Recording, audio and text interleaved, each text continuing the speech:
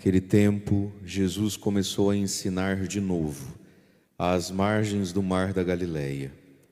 Uma multidão muito grande se reuniu em volta dele, de modo que Jesus entrou numa barca e se sentou, enquanto a multidão permanecia junto às margens na praia.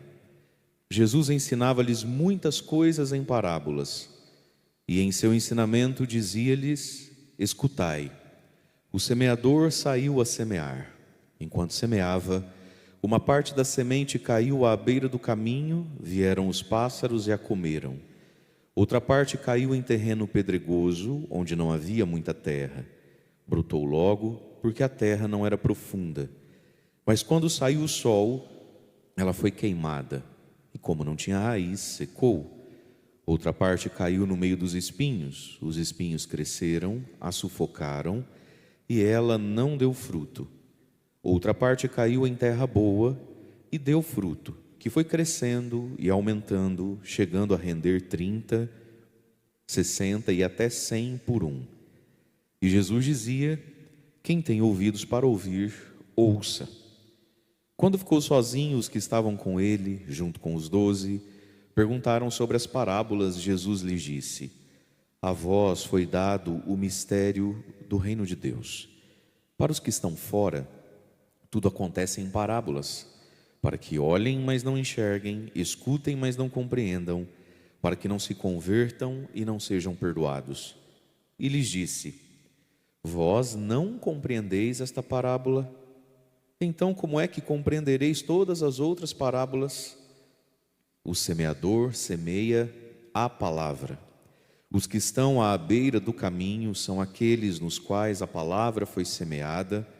Logo que a escutam, chega Satanás e tira a palavra que neles foi semeada.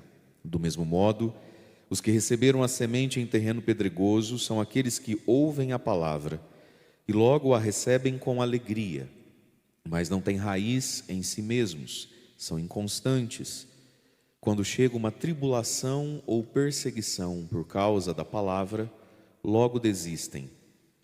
Outros recebem a semente entre os espinhos, são aqueles que ouvem a palavra, mas quando surgem as preocupações do mundo, a ilusão da riqueza e todos os outros desejos, sufocam a palavra e ela não produz fruto. Por fim, aqueles que recebem a semente em terreno bom, são os que ouvem a palavra, a recebem e dão fruto. Um dá 30, outro 60 e outro 100 por um. Palavra da salvação. Glória a vós, Senhor.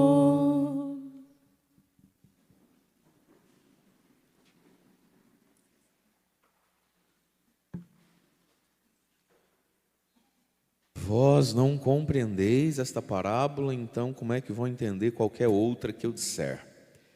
Parece que Jesus ficou meio irritado aqui, né? Acho que Jesus ficou meio decepcionado com a vagareza, com a lerdeza dos discípulos de finalmente começarem a entender as coisas de um modo um pouco mais rápido, né? E vamos dizer assim, até mesmo sozinhos. Veja, queridos irmãos e irmãs, a nossa fé e a nossa salvação, ela é uma estrada, ela é um caminho, né? E tem dois jeitos de você não entrar no lugar que devia entrar. Um deles, indo o caminho errado. Outro, indo devagar demais no caminho certo. Então, tem gente que não vai para o céu. Não vai para o céu porque não está caminhando para o céu, né? A pessoa está indo para o inferno. Aí. Mas tem gente que também não vai entrar no céu porque, estando no caminho do céu, a pessoa vem à missa, tem suas devoções, ela vai devagar demais. Um pecado pode ser cometido por dois tipos de pessoas diferentes. Vamos pensar, vamos usar pecados aqui muito grossos e cabeludos. Aí cada um aplica a si mesmo. Pecado do adultério, a pessoa pode estar vivendo em adultério, por quê? Porque ela está num caminho errado mesmo, né? Ela não sabe nem quem é Jesus, não sabe fazer o sinal da cruz. Já pisou na igreja, foi no batizado do filho da vizinha. Aí pratica o adultério. Não está, né? Não está indo para o céu uma pessoa dessa. Mas tem gente que talvez esteja no caminho do céu, vamos chamar caminho do céu, igreja, e também pratica o adultério. Até hoje não saiu do adultério, até hoje não chegou na fidelidade. Então os dois no fim estão igual. Vós ainda não compreendeis? Então como é que vocês vão compreender todo o resto? E nessa reclamação de Jesus aqui, a respeito de uma falta de inteligência, de uma falta de sabedoria, que Jesus está fazendo aqui por parte dos discípulos, tem um perigo profundo, que é, se você não entende ainda depois de tanto tempo, significa então que pode ser que você estejamos repetindo e cometendo os erros de quem ainda nem entrou nesse caminho. Então, é preciso estar no caminho certo, mas é preciso ir um pouco mais rápido. É preciso acelerar o passo, não é? Porque no reloginho de Jesus ali, pelo menos, já era tempo de saber, já era tempo de entender. Porque é discípulo e não entende, do jeito que também não entende quem não é discípulo, qual é a vantagem de ser discípulo? Aqui entra o dom da sabedoria que vem do Espírito Santo. O Espírito Santo é o doador dos 7 dons que nos santificam: sabedoria, entendimento, ciência, fortaleza, piedade, não é? Temor de Deus. Portanto, queridos, nós precisamos pedir todos os dias o Espírito Santo. A igreja nos ensina a rezar todos os dias: vinde Espírito Santo, encher os corações vossos fiéis, né? E nós precisamos disso, senão, apesar de estar com o título de discípulo, apesar de estar no mesmo ambiente, na mesma casa onde Jesus está, coisa que a multidão não tinha, no fim das contas é um 0 a 0 e ninguém deu um passo, ninguém amadureceu. Quem faz isso em nós? O Espírito Santo. É o Espírito Santo que faz dar fruto, que faz germinar a semente da palavra, que é o tema do evangelho de hoje. Uma semente que encontra 4 tipos de terreno, 4 tipos de coração, né, que acolhe essa semente. E ao mesmo tempo, cada um de nós precisa atravessar o processo desses 4 terrenos: o beira de caminho, o pedregoso, o cheio de espinho e o bom terreno, né? Então são 4 tipos de pessoas que tem aqui nesse momento. Nós poderíamos nos dividir em 4, e não quer dizer que seríamos divididos 25%, 25%, 25% e 25%, né?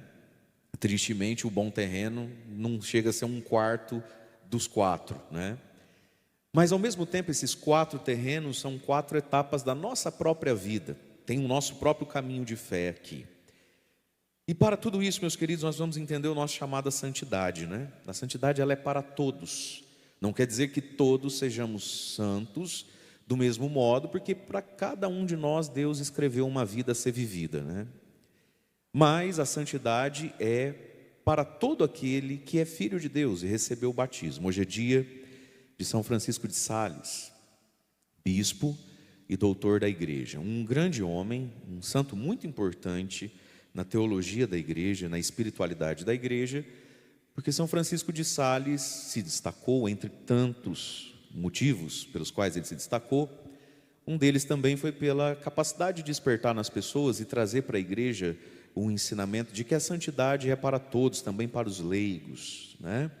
Então tem um livrinho de São Francisco de Sales muito famoso, muito edificante e acessível até hoje, de se ler, entender e ter, chamado Filoteia, Introdução à Vida Devota, que nada mais é que um livro que ele escreveu depois de ter escrito muitas cartas pastorais e de conselhos, né, a algumas pessoas às quais ele dirigia como diretor espiritual, né, para os leigos. E ali, sobretudo, ficam, né, grandes ensinamentos sobre a santidade de vida, ao qual todos são chamados, né? Também, como era a época, né, para quem ele escrevia, as donas de casa, as mulheres, os homens, enfim, a todo ser humano, porque todos somos semeados pelo divino semeador que é Jesus, né, que lança em nós a palavra do Evangelho. Nós ouvimos aqui a primeira leitura também do 2º livro de Samuel. Estamos ouvindo por esses dias um pouco sobre a vida do rei Davi. O rei Davi também foi semeado por Deus, ele também recebeu a semente da palavra, né, através da fé judaica, através do profeta Samuel. E na vida do rei Davi, essa semente também teve que ser acolhida, e Davi também precisou evoluir e progredir nessa fé. Mas também na vida do rei Davi, a gente vai ver, né, mais à frente, aquilo que Jesus falou um pouquinho aqui na palavra: quando vem a ilusão da riqueza, os prazeres do mundo. O rei Davi, depois de muita coisa que Deus fez por ele, depois de ter recebido de Deus essa grande promessa aqui, que nós ouvimos na primeira leitura, como recompensa de um gesto que Davi queria fazer por Deus, lembra dessa história? Davi um dia chamou o seu amigo Natã, que era o profeta, e falou: Natã, olha o que Deus fez por mim, olha onde eu cheguei, estou até morando num palácio de cedro, eu não era nada, olha o que eu virei. E a arca da aliança de Deus, que foi tema da primeira leitura de ontem, né, ainda está morando debaixo de uma tenda, 4 pedaços de pau, um tecido em cima.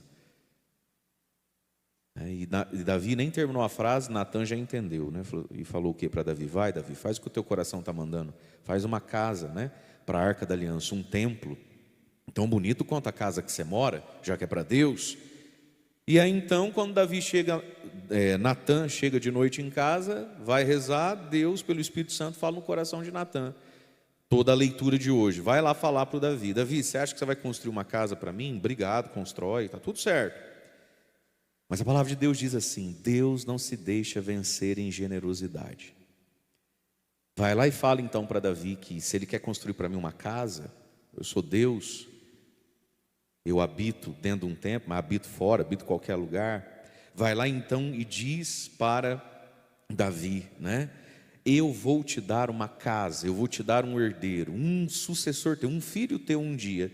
Vai ser tão grande quanto você, maior do que você, um reino que não terá fim. E também enquanto você, Davi, estiver vivo, eu vou te proteger. Você terá uma vida na qual você terá vitória sobre todos os teus inimigos. Deus não se deixa vencer em generosidade.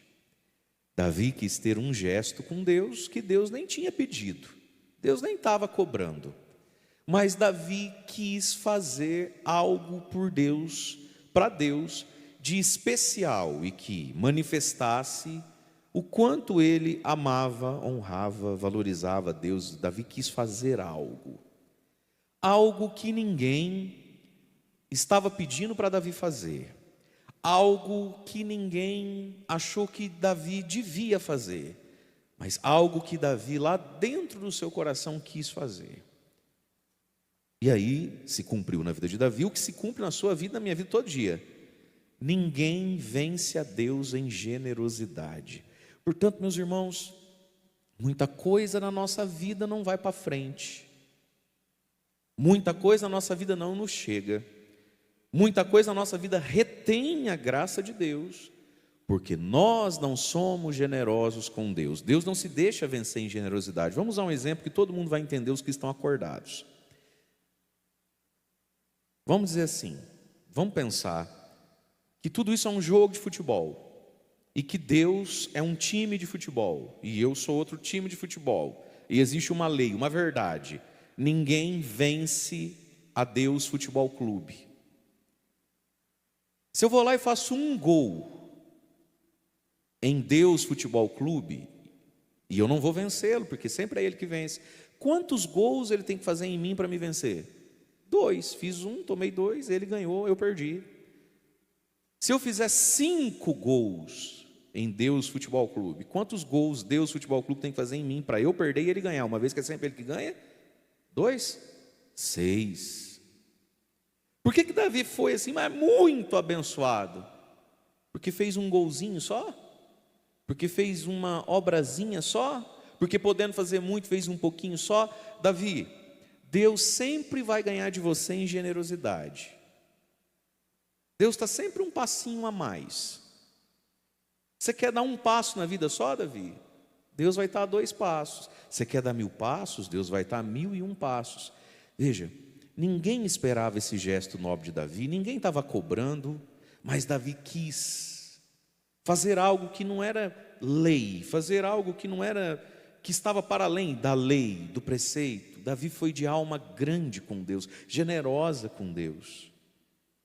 Tão grande e tão generosa, que Davi não era burro, Para quem é que Davi contou nas entrelinhas essa vontade que ele estava de gastar muito, mas muito dinheiro e muito tempo fazendo para Deus uma casa muito grande e muito bonita? Para quem é que Davi contou isso? Nem para a mulher dele. Davi era casado com Mical, filha do falecido Saul. E Davi tinha acabado de viver uma experiência com Mical. É que você não lê Bíblia. Quando ele trouxe a arca de volta, leitura de ontem, dançou, quando chegou ofereceu para o povo que veio acolher a arca da aliança, né? Ofereceu bolos, pães, muita festa ele fez para o povo. Estava todo mundo muito feliz.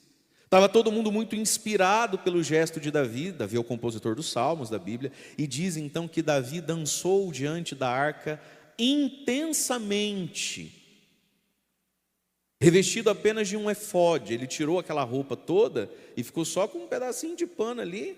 Ficou com uma roupa bem larguinha, bem folgadinha, que era para ele poder dançar aqueles ritmos hebreus, os louvores diante da arca. Ele não queria roupa amarrando ele. Todo mundo feliz entrou na dança, menos quem? A azedinha, a onça velha, que estava lá em casa, a dengosa, a carente, Mical. Enquanto o marido dela servia a Deus, foi buscar de volta a arca, cumprir com o papel dele de rei e de sacerdote de Israel. Enquanto o marido dela louvava a Deus intensamente, e todo o povo foi como que inspirado por aquela fé. Cadê a mulher dele? Está em casa, brava. Senhora, vai esfriar a janta. E quando Davi chega, ela manda na lata. Que bela figura fizeste hoje, hein, Davi? Me envergonhando, hein? O rei de Israel, dançando com o povo. Acho que pode. E ela toda lá montada na maquiagem dela. Ela que não ia fazer assim para Jesus nunca na vida. Aí o Davi já destemperou também. Já mandou na lata dela. Vai estar com ciúme por quê? Porque eu consegui fazer como rei o que o teu falecido pai, que foi rei antes de Davi, né? Não conseguiu fazer o falecido Saul. Não fala assim comigo. Já foi cada um. Ele dormiu na sala, dormiu no quarto. Essa parte não está na Bíblia, está na minha imaginação. Eu acho que foi assim. A parte do dormiu na sala. Mas Davi tinha tido uma experiência com a esposa dele. Quando o assunto é Deus, a Mical pergunta: mas precisa tudo isso? Você já não foi domingo? Precisa ir de novo para quê? Mas você vai ficar dando dinheiro para padre? Se cada um fizer um pouquinho, dá também. E Davi falou: ai, Jesus, onde é que eu amarrei meu jegue? Passado uns dias, Davi pega essa arca, está lá debaixo dos 4 pedacinhos de bambu, tecido em cima. Davi falou: mas não está certo isso, né? A grana que eu tenho, rapaz, acho que eu podia eu mesmo patrocinar, eu mesmo fazer um tempo bem bonito. Davi começou a bolar, já mandou um WhatsApp para o arquiteto que fez a casa fazer a igreja e tal, não sei o quê. E Davi estava com aquela vontade, sabe quando você está com uma vontade de falar? Davi falou: vou falar com a onça. E Davi não pôde partilhar com a esposa. Olha que coisa mais triste. Que adianta ser casado se você não pode conversar com a sua esposa? Senão ela chora, senão ela grita. Senão ela diz: lá vem você de novo. Senão ela diz: mas eu não avisei. Não precisava ser casado. Hein? O mesmo vale para as mulheres, que às vezes não pode conversar com o marido também. Não, ele fica bravo, vai beber. Não, ele emburra. Fica 4 dias sem falar com ela, com os filhos. Então não precisava. Mas Davi tinha Natã. E veja, com quem é que Davi foi partilhar o santo desejo? Não foi nem com a esposa, foi com o profeta Natã. Os irmãos, dependendo de com quem a gente fica dividindo os nossos santos desejos, eles nunca vão ser nem realizados, como vão deixar de existir até mesmo enquanto desejo. Tem gente que não é pronta para acolher certas coisas. Davi viveu isso dentro da casa dele. Continuou certinho com a Mical, mas ele entendeu: minha mulher de certos assuntos não adianta. Não adianta. E partilhou com Natã. E Deus venceu Davi. fazendo só 2 golzinhos no Davi Futebol Clube? Não, porque Davi não era igual a Mical, que fazia um pouquinho. Mical também. Você e eu, meus irmãos, todos nós somos derrotados diante da generosidade de Deus. O problema é que muitos de nós semeamos muito pouco. Nós devolvemos muito pouco. E tudo que você der, devolver ou ofertar, vai vir mais. Fique tranquilo, isso já está certo. Só que Mical se ofertava pouco a Deus, né? Davi se ofertava muito a Deus. Do seu coração, do seu louvor, do seu dinheiro, do seu tempo. Enfim, todos nós podemos ofertar a Deus, nos devolver a nós mesmos, né, para Deus. Através da oração, da caridade, das ofertas, de tantas situações que a vida vai pôr na nossa frente. Deus sempre vai nos vencer. Agora vai nos vencer na medida em que a gente joga o jogo, né? Por isso Davi foi um homem muito grande, muito abençoado. Porque Deus mandou falar então através de Natã: Davi, faça tudo, mas não se esqueça, fui eu que te dei tudo e você nunca vai me vencer. Quer continuar? E Davi falou: claro que eu quero continuar, porque, gente, tem coisa melhor do que tomar 6, 7 gols de Deus? Davi quis construir um templo para Deus. Davi quis pegar X% do patrimônio que ele tinha e investir no reino de Deus. E Deus deu a ele paz, vitória sobre os inimigos, um descendente, um herdeiro. Davi colheu porque plantou, mas colheu muito mais do que plantou. Se não planta, não colhe. Se planta, colhe para além do que planta. Mas é preciso semear. E a pobrezinha da Mical, não sei o que ela tinha na cabeça. Ela andava muito viciada em Instagram, TikTok, que não viu. Poxa vida, Mical, a arca voltou. Poxa vida, que marido legal que você tem, que Deus te deu. Hã? Poxa vida, Mical, você podia ter nascido a filha de qualquer um, foi nascer filha do Saul, porque se não é filha do Saul, não casa com o Davi. Se você é filha de um outro, esse não era teu marido. O povo ama o teu marido, a arca está de volta, olha só que beleza. E a Mical está emburrada. Capacidade que a gente tem de ser besta, né, gente? Capacidade que a gente tem de ser tacanho, de não ser agradecido. Mical tinha tantos motivos para agradecer, para acolher. A fé, a expressão de Davi, né? Não, ela escolheu ser azeda. Ela escolheu ser... Isso é triste. E veja, Deus não castigou Mical, não. Deus foi lá e venceu Mical. Só que Mical era tão curtinha que foi vencida com pouca coisa também. Mas veja, o rei Davi foi um coração onde a gente pode encontrar isso na vida dele, um bom terreno, mas que também ao longo da vida teve que lutar e às vezes perdeu, com aquilo que Jesus falou no Evangelho, pedras e espinhos. O pecado também visitou Davi, quando lá na frente Davi vai cometer adultério. E aí, através do profeta Natã, Davi se reconcilia com Deus, porque é diante de Natã que Davi reconhece o pecado do adultério, pede perdão e compõe o Salmo 50. Tende piedade, ó meu Deus, misericórdia, na imensidão do vosso amor purificai-me, lavai-me todo inteiro do pecado, apagai completamente a minha culpa. Foi contra vós, só contra vós que eu pequei, o meu pecado anda sempre ao meu lado, né? Dai-me de novo a alegria de ser salvo, não tireis de mim o vosso Santo Espírito, e ensinarei vosso caminho aos pecadores. E aí veja só que interessante. Davi foi sufocado por prazeres, pelas preocupações do mundo. O coração de Davi, determinada feita, depois disso aqui, se desviou, caiu. Como é que ele voltou a ser um bom terreno? Reconhecendo o pecado, pedindo perdão, reconhecendo diante de Natã o seu pecado. E aí sabe o que eu acho interessante? É que a vida de Davi com Mical, pelo visto então, não era muito fácil, certo? Davi foi tendo filhos. Um dos filhos é Absalão, e Absalão sempre deu trabalho para Davi. Então Davi, ao mesmo tempo que foi um homem muito abençoado, recebeu muitas graças de Deus, também teve conflitos muito humanos. Um casamento que sai faísca, e um filho que ele não sabe onde ele errou. O moleque era meio encapetado, Absalão. E a história de Davi com Absalão é trágica. Quando ele comete o adultério dele com a Betsabeia, diante de Natã, em momento algum Davi fala assim: Eu sei que está errado, mas também a minha mulher é muito difícil, cara. Sabe, a gente chega em casa querendo um carinho, querendo não sei o quê, ela está lá brava, azeda, sempre com aquela cara emburrada. O Absalão também não me dá sossego, sabe? A gente é homem, cara, a gente trabalha, tem hora que não é fácil, sabe? Davi não encontrou culpados para o seu pecado. Ainda que talvez a gente possa especular que se a Mical fosse mais docinha, talvez ele não tinha ido na Betsabeia, não sei. Mas Davi, quando peca diante do profeta de Deus, que é Natã, o que ele faz? Eu pequei, o pecado é meu, eu fui porque eu quis, eu não devia ter ido. Ele não contou história. Meus irmãos, muitas vezes Deus semeia na nossa vida, a semente vai crescendo e a gente peca, a gente cai. Não diz São Paulo, quem julga está de pé, cuidado para não cair?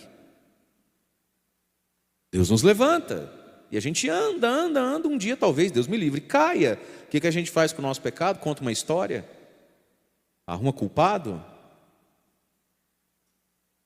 Como é que a gente limpa esse terreno que hoje pode ser o meu coração cheio de espinho, de sufoco? A gente conta uma história?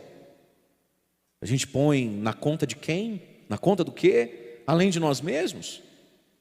E foi assim que Davi voltou a ser um bom terreno. Para quem se arrepende, o refrão do salmo de hoje: guardarei eternamente, diz o Senhor, para Ele a minha graça e a minha aliança. E aí então, queridos, o evangelho de hoje, o semeador Jesus, o divino semeador, semeia em nós sua palavra. E aí ele mesmo explica, né, os tipos de terreno, quando ele diz aqui: os que estão à beira do caminho são aqueles nos quais a palavra foi semeada, mas logo que escutam, né, e lá em Mateus vai dizer assim, e não entendem o que escutaram, vem o diabo, Satanás, que na parábola está na imagem de um passarinho que vem e bica a semente antes dela terminar de entrar na terra e frutificar. Vem o diabo, vem Satanás e tira a palavra que foi semeada. E aqui Jesus está falando então para nós uma coisa: é preciso ouvir e entender para produzir o remédio da fé. O que é que nos preserva desse pássaro maligno então, que vem bicar a semente da palavra? O dom da fé. Lá no nosso batismo, a gente recebeu, por graça de Deus, é infuso em nós, fé, esperança e amor, caridade. Amor, caridade aqui, falar para nós caridade, a gente sempre lembra de um pobre que precisa de alguma coisa. Também é uma expressão da caridade. Caridade aqui é um amor total e desinteressado e acima de todas as coisas por Deus. Lá no nosso batismo foi jogado dentro de nós 3 dons.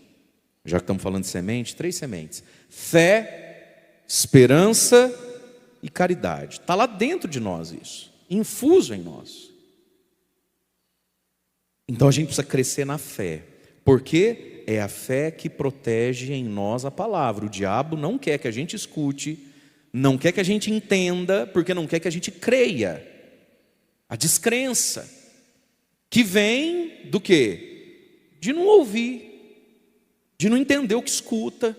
É preciso ouvir e entender. Então, mas isso aqui também é um tipo de gente que tem dentro da igreja. Tem gente que está dentro da igreja e nem fé tem ainda.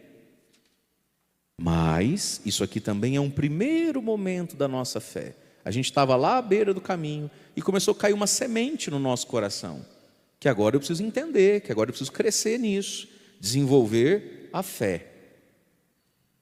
Do mesmo modo, os que receberam a semente em terreno pedregoso são aqueles que ouvem a palavra, logo a recebem com alegria. Esse aqui não tem problema com fé, ele consegue crer, ou já superou os primeiros obstáculos da fé.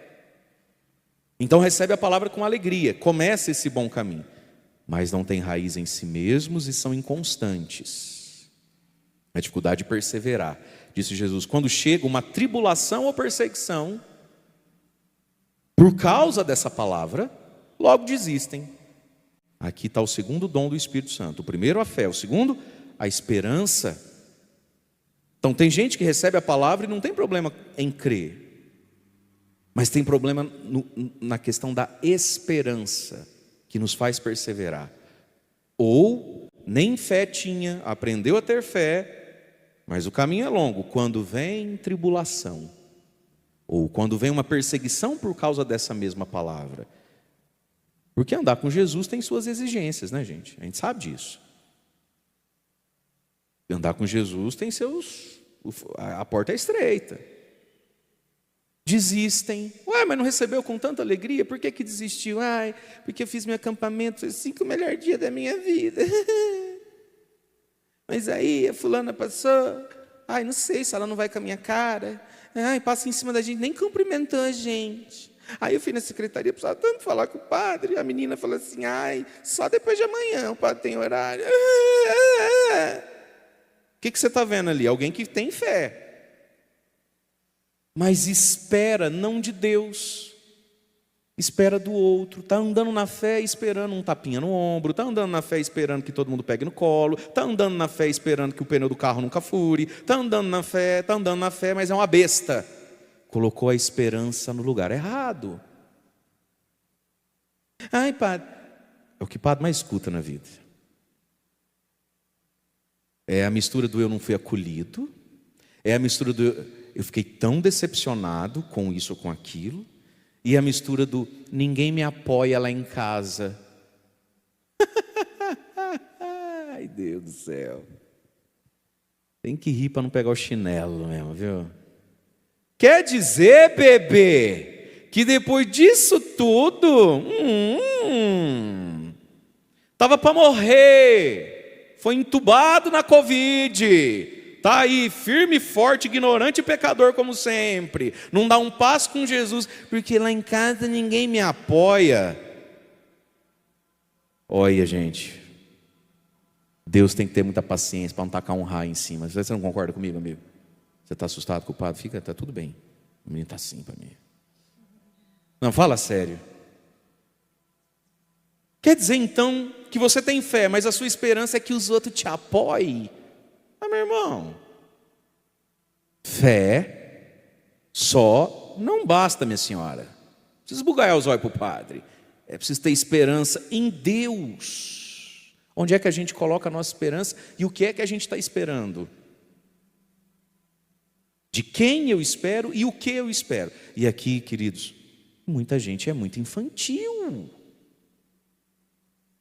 E aí peca por ingratidão a Deus que te deu a fé, tira os olhos de Deus e coloca os olhos na comadre. A esperança que nos enraiza em Deus. Outros recebem a semente entre os espinhos. São aqueles que ouvem a palavra, eles não têm problema com fé, nem problema com esperança, não. Não são de se ferir muito. Se alguém faz algo errado, não se escandaliza porque sabe que o ser humano é falho, ele está certinho com Deus. Mas, quando surgem preocupações da vida, do mundo, ilusão de riqueza, isso vira como que um espinho, e todos os outros desejos, possibilidades, sufocam a palavra e ela não produz fruto. Isso aqui é o tipo de gente mais triste que tem. É aquele tipo de gente que é um amor de pessoa, tem 1000 qualidades, mas ele não consegue a caridade, ele não consegue amar a Deus de volta. Pessoas irretocáveis, pessoas que chegam na frente do padre e falam assim, então, padre, vim confessar, porque é Páscoa, né? Porque é Natal, né? Então, assim, você fala que a gente não tem pecado, né, padre? A gente está mentindo, né? Que pecado todo mundo tem, né? Mas assim, eu nem sei assim dizer assim, graças a Deus eu não tenho muito pecado. E de verdade não tem, gente. Aí o padre tenta ajudar essa pessoa a se confessar. Você começa a apertar a pessoa, jogar uns verdes, né? Para ajudar a pessoa. Tudo que o padre fala, se ela já fez ou tem feito, pensa, sente ou faz, ela não fez, não faz, não pensa, não sente. De verdade, é mais santo do que eu de longe. Só que não presta para nada. Não consegue amar a Deus porque está sufocado de ilusão. Não consegue amar a Deus porque está sufocado de sonhos. Gente, o que tem de pessoas que seriam assim uma rede poderosa nas mãos de Deus e não pescam um peixe para Deus, tanto quanto quem está no pecado, e são pessoas irretocáveis, têm fé, são católicas, certinhas, corretas, tem esperança, faça sol, faça praia, ela senta ali. Elas não amam, porque iludidas e sufocadas pela riqueza, pelos sonhos, que são alcançáveis. E vou dizer, se você quiser ir atrás, Deus não vai ferrar a sua vida não, vai atrás, pode ir. Foi Deus que te deu tanta inteligência, tanto, vai. Mas aí a pessoa fica sufocada e a palavra não frutifica nela. Fé, esperança e a caridade, o amor a Deus sobre todas as coisas. Tem gente iludida por coisa muito grande. Infelizmente também tem gente iludida por coisa muito pequena. Esse sufocamento. Jesus diz, por fim, aqueles que recebem a semente em terreno bom. Então, um quarto tipo de pessoa, que graças a Deus, de vez em quando a gente encontra entre nós, mas um quarto tipo de terreno que a gente pode chegar lá, porque a gente vai progredindo na fé. Por fim, aqueles que recebem a semente em terreno bom, são os que ouvem a palavra, recebem e dão fruto. Por que dão fruto? Porque tem fé para vencer o pássaro maligno. Porque tem esperança para se enraizar durante as perseguições, tribulações e decepções. E porque tem um amor a Deus para não ser sufocado por ilusão do mundo. Se torna um terreno bom, né? E aí vai dar fruto. Aí um dá 30, outro 60, outro 100. Cada um é um, para cada um Deus fez um chamado. Mas dão frutos. Frutos para o outro, frutos para si mesmo. O fruto do evangelho em mim é para o outro, mas também é para mim. Eu também colho do meu próprio fruto. A fé faz bem para quem passa por mim, mas ela faz bem para mim também. O terreno, bom. Se a gente olhar então para a vida de São José, queridos, a gente vai ver que São José foi um terreno bom. Hoje é quarta-feira, e daqui a pouquinho a gente vai rezar São José a ladainha, fazer as nossas orações, a nossa missa também votiva São José.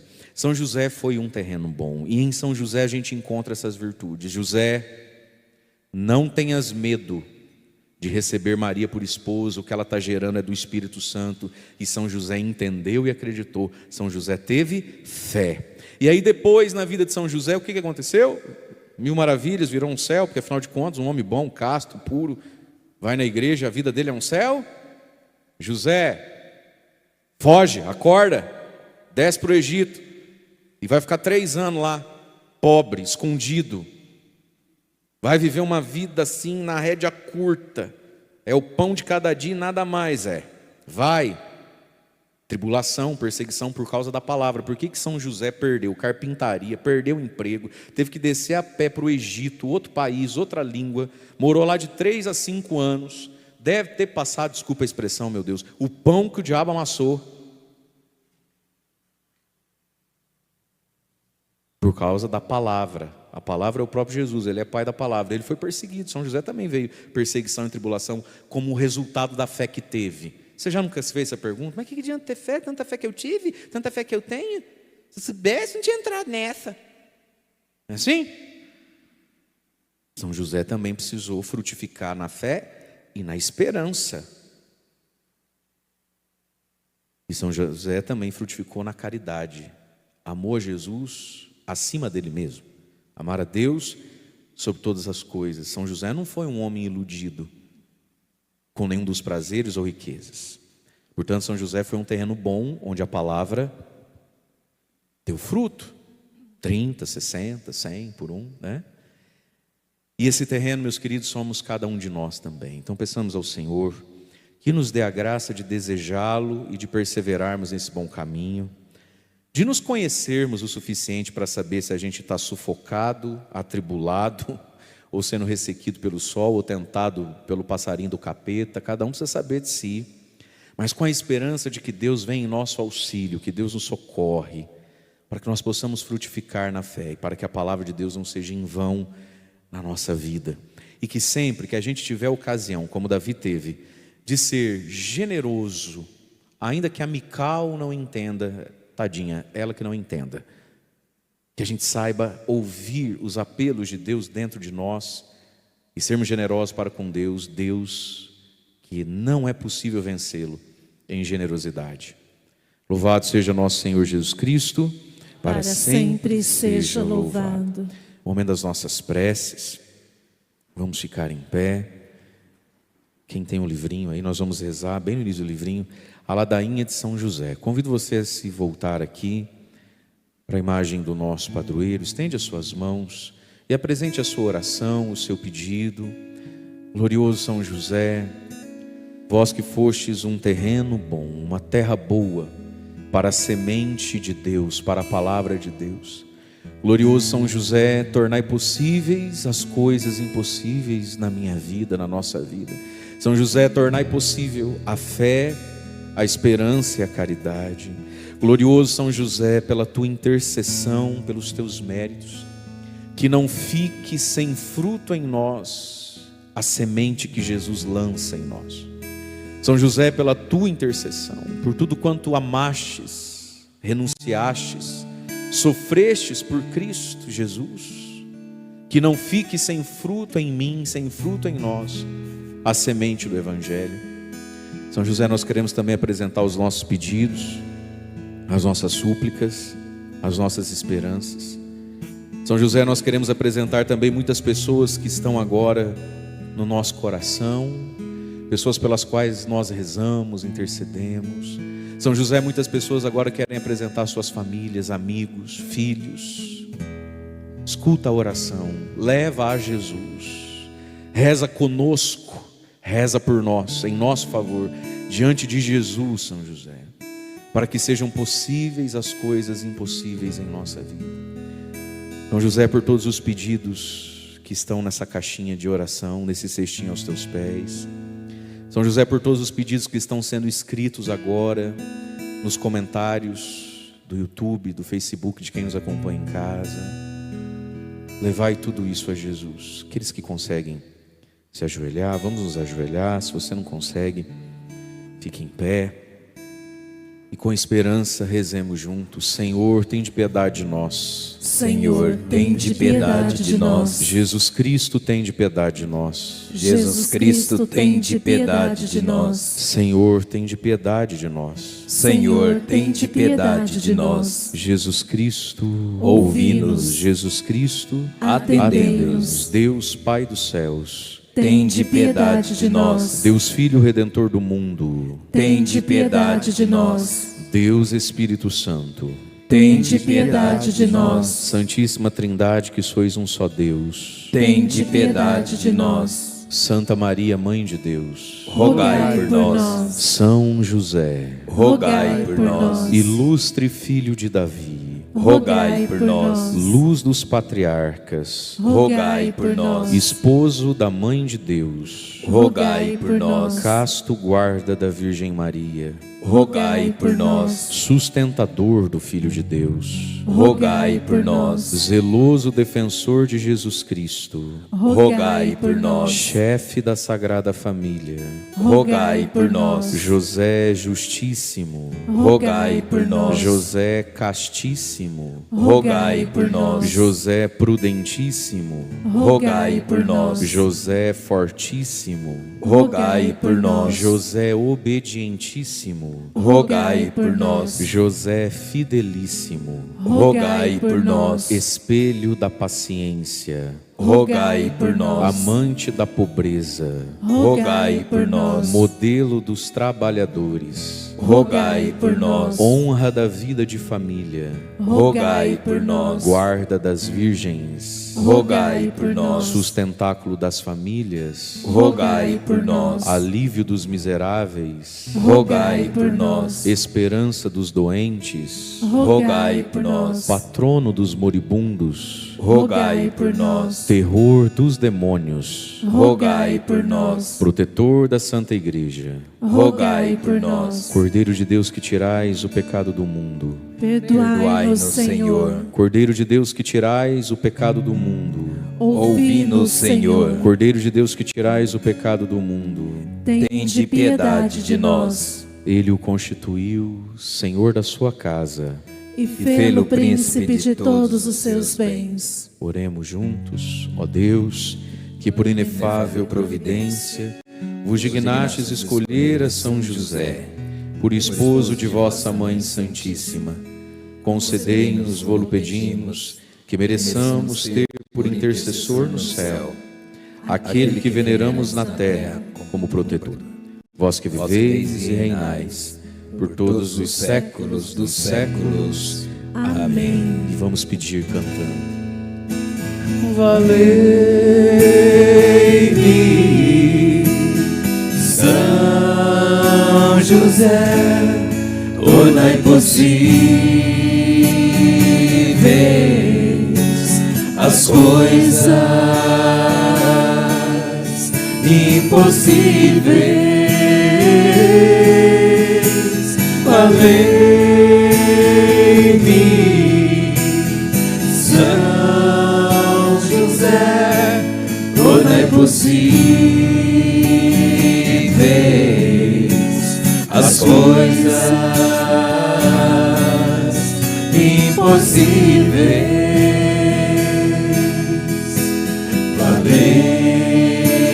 Valei-me, São José.